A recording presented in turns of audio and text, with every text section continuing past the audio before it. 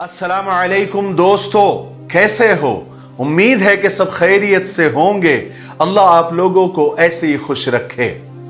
एक बहुत कामयाब, एक बहुत सक्सेसफुल और एक बहुत बाइज्जत खातून अपनी आप बीती सुनाते हुए एक दिन कहने लगी कि जब मैं पढ़ती थी तो मेरी माँ, मेरी अम्मा मुझे बिल्कुल अच्छी नहीं लगती थी। मुझे उनसे चिढ़ हो गई थी। वजह उसकी ये थी कि जब मैं पढ़ती थी उस वक्त छोटे छोटे कमीसों का रिवाज था और मेरी अम्मा मेरे लिए लंबी लंबी कमीसें सिलवाती थी। और जब लंबी लंबी कमीसों का दौर आया तो मेरी कमीज इतनी लंबी कर दी कि घुटनों के नीचे तक कर दिया। मेरी अम्मा अच्छे से अच्छे कपड़ों का बिल्कुल सत्यानाश कर देती थी। किसी फंक्शन में जाना हो, लाख मिन्नतें कर लो, कभी लिपस्टिक लगाने नहीं देती थी। कहती थी जब दुल्हन बनोगी तो रूप नहीं आएगा लिपस्टिक लगाने से। जब मैं स्कूल से निकलकर कॉलेज आई तो कसकर हिजाब उड़ा दिया। यूनिवर्सिटी में जब लड़कियां बाल खोलती थी इतनी प्यारी लगती थी, मेरा भी दिल करता था। लेकिन मेरी मां की वजह से मैं अभी से बूढ़ी लगने लगी थी।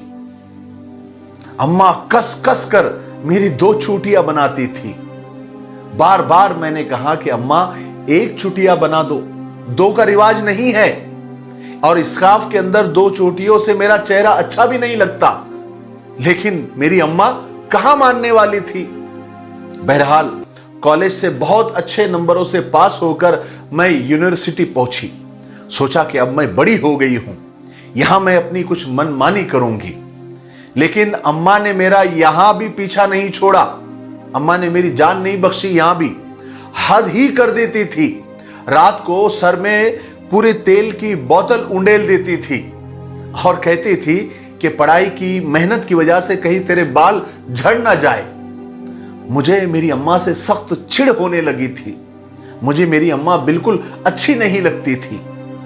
यूनिवर्सिटी में इतने अच्छे अच्छे लड़के और खूबसूरत लड़के नजर आते थे और बहुत से लड़के और लड़कियों की तो जोड़ियां भी बनी हुई थी, मगर मेरी तरफ मजाल है कोई अट्रैक्ट हो जाए, कोई मुतवज्जे हो जाए, क्योंकि मेरे सर से कड़वे तेल की भभक आती थी, बदबू आती थी। न जाने उस लड़के में क्या बात थी। उसके इर्द गिर्द लड़कियों का एक हुजूम रहता था, एक जम्मे गफीर रहता था। मेरी भी ख्वाहिश होने लगी थी कि मैं उसकी दोस्त बन जाऊं, फ्रेंड बन जाऊं, लेकिन वो मेरी तरफ देखता भी नहीं था। उस वक्त एक सहेली ने मुझसे कहा कि देखो, याद रखना, तुम जैसी हो, तुम जैसी रहती हो, वैसे ही लोग तुम्हें मिलेंगे। खैर, मैंने इस हकीकत को तस्लीम कर लिया और पूरी तरह पढ़ाई में मुतवज्जे हो गई। मैंने अपने पढ़ाई में कंसंट्रेट कर लिया क्योंकि बाहर तो दूसरा मुझे कोई काम था ही नहीं। बहरहाल वक्त गुजरता गया और मेरी पढ़ाई मुकम्मल हुई और एक दिन मेरा फाइनल रिजल्ट आया। पूरे यूनिवर्सिटी में मेरे अलावा एक ही लड़के ने टॉप किया था और उस लड़के को इससे पहले मैंने कभी नहीं देखा था। फिर मेरी सहेली का कहना सच साबित हुआ कि मुझको मेरे जैसे ही मिलेंगे, यानी मैं टॉपर थी तो मुझे टॉपर ही मिलना था। फिर मेरी शादी भी मेरे जैसे उसी टॉप करने वाले लड़की से हो गई जिसको यूनिवर्सिटी में कोई नहीं जानता था। अब माशाल्लाह हम दोनों की एक प्यारी बेटी है। मेरी ख्वाहिशात जो मेरी अम्मा की वजह से मेरे दिल में रह गई थी, मैं उनको अपनी बेटी को सजा सवार कर पूरा कर रही थी।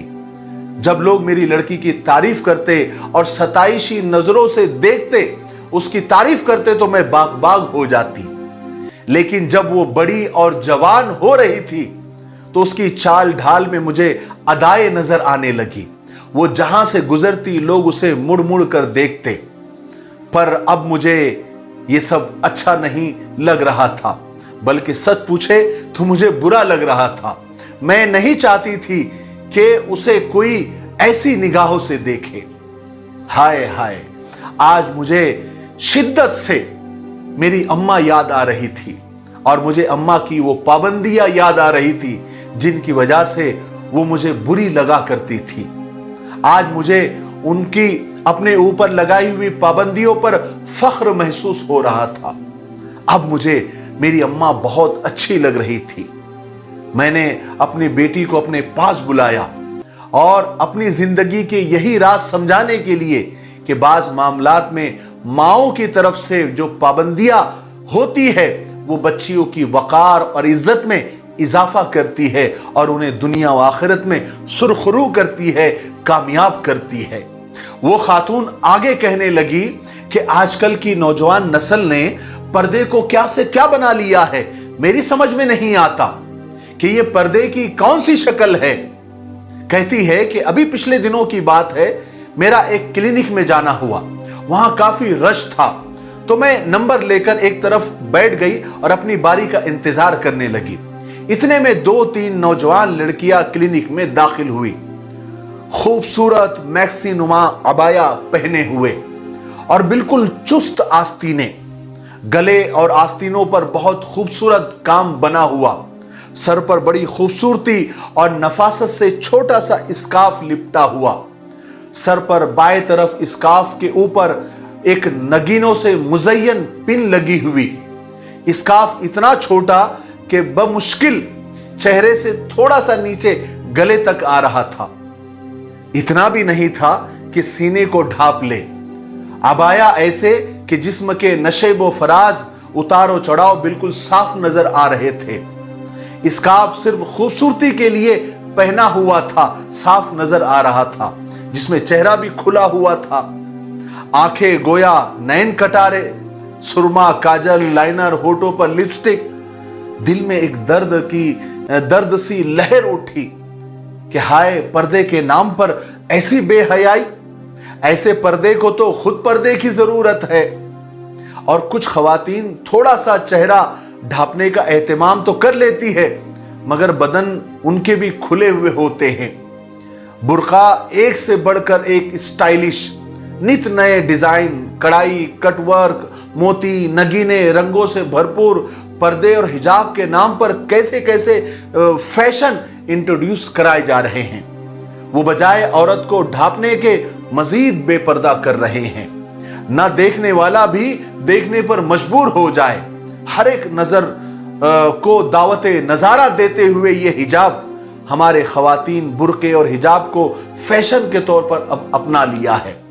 हुस्न और खूबसूरती के मुकाबले में एक दूसरे से आगे निकल जाने की दौड़ है, सबसे नुमाया नजर आने का जज्बा, ये फैशन का हद से बढ़ता हुआ शौक। मुझे बहुत अफसोस हुआ।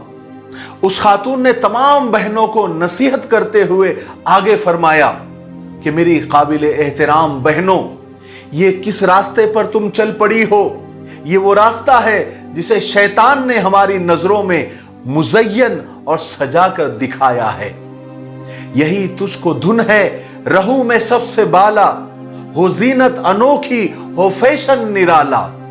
तुझे हुस्न जाहिर ने धोखे में डाला, जिया करता है क्या यूं ही मरने वाला। जगह जी लगाने की ये दुनिया नहीं है, ये इबरत की जा है, तमाशा नहीं है। मेरी मुअद्दबाना और दर्दमंदाना दरखास्त है अपनी बहनों से, अपने माशरे से कि खुदा के लिए पर्दे को पर्दा ही रहने दे, उसे अपने ख्वाहिशात और फैशन की भेंट न चढ़ाए, अपने इस्लामी वकार को कायम रखे, सादगी को अपनाए। सादगी ईमान का हिस्सा है। और याद रखो, फैशन से इज्जत नहीं मिलती, अल्लाह इज्जत देता है। अपनी नीयतों को ठीक करे, ढीले ढाले और सादा हिजाब और बुर्कों का इस्तेमाल करे। अल्लाह की रजा खुशनुदी को पेश नजर रखे, अल्लाह के हुक्म को पूरा करने के लिए पर्दा करे, दीन के अहकाम का तमस्खुर और मजाक न उड़ाए। मुझे उम्मीद है कि इस खातून की पूरी नसीहत से हम सबको बहुत कुछ सीखने को मिला हो। अगर आपको भी सीखने को मिला है तो इस वीडियो को ज्यादा से ज्यादा शेयर करें और 2 जुमले 2 लाइन कमेंट के जरूर लिखें और इस वीडियो को लाइक करें। और अगर अभी तक आपने हमारे मिफ्ताही चैनल को सब्सक्राइब नहीं किया है तो उसे सब्सक्राइब भी कर दे और बेल आइकन को भी प्रेस कर दे। ठीक है, तब तक मेरे लिए, पूरी उम्मत के लिए, पूरी इंसानियत, पूरी मानवता के लिए और हमारे प्यारे मुल्क भारत के लिए और यहाँ के अमन व अमान के लिए खूब दुआएं करते रहे। अस्सलामु अलैकुम व रहमतुल्लाहि व बरकातुहू।